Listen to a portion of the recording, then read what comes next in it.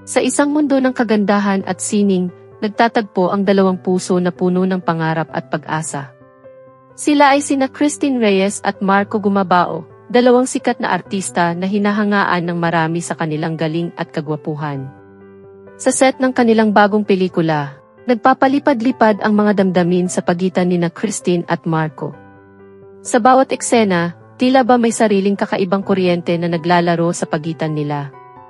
Ngunit isang bagay ang nagbigay diin sa kanilang pagiging magkaugnay, ang halik. Sa isang eksena kung saan kinakailangan nilang maghalikan, hindi mapigilang tumibok ng mabilis ang mga puso ni na Christine at Marco. Ang halik na iyon ay hindi lamang para sa pelikula, kundi tila ba nagdulot ito ng bagong sigla sa kanilang mga damdamin. Matapos ang eksena, hindi mapigilang magtanong ni Christine kay Marco, "Grabe, ang galing mong humalik." Ngumiti si Marco, "Salamat." Bawi lang sa kagandahan ng kapareha. Ngunit sa likod ng kanyang mga salita, ang mga mata ni Marco ay nagsasabing higit pa ito kaysa sa simpleng bawi lang. Hindi rin nagpahuli si Christine, parang may ibang feelings yata to.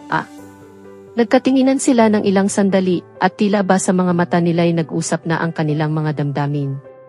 Simula noon, nagkaroon sila ng mas malalim na pag-uusap, na unti-unting nagbukas ng pinto sa mga nararamdaman nila para sa isa't isa. Sa bawat sandaling magkasama sila sa set, lumalalim ang kanilang pagkakaunawaan at pagtitiwala sa isa't isa.